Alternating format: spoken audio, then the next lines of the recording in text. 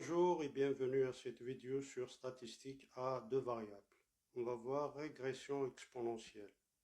Exemple, on donne le tableau suivant indiquant le montant des ventes d'un produit en milliers d'euros pour 7 années consécutives. Pour faciliter le calcul, les années sont repérées par le rang. Donc on a rang de l'année XI, 1, 2, 3, 4, 5, 6 et 7.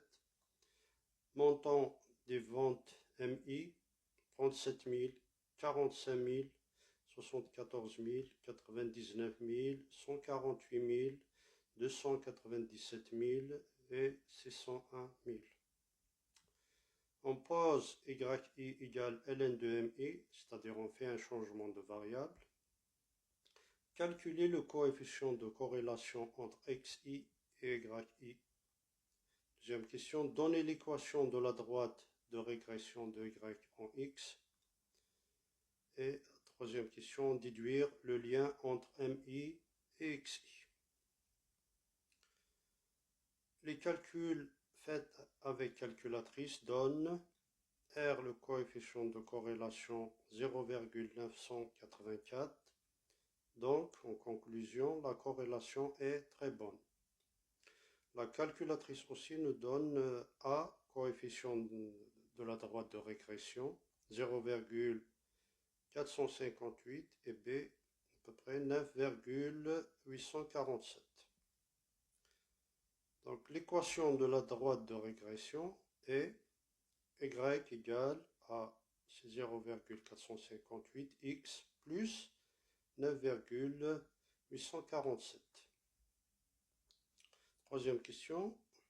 Si on remplace Y par ln de M, on obtient ln de M presque égal à 0,458x plus 9,847.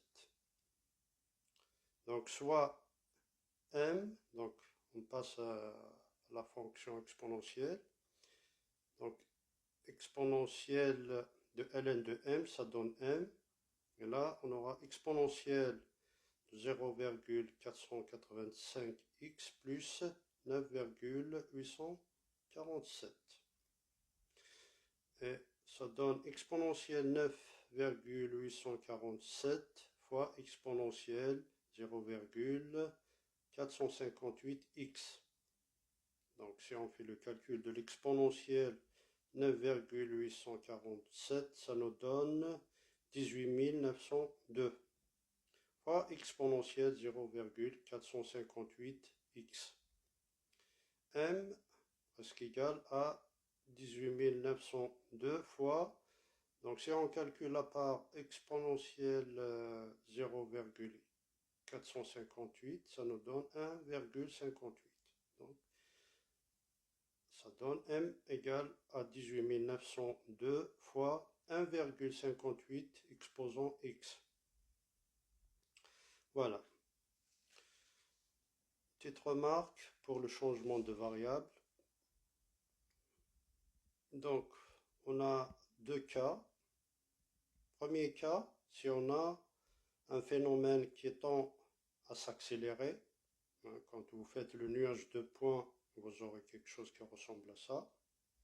Donc là, dans ce cas-là, on fait le changement de variable suivant, on pose grand YI égale ln de petit yi.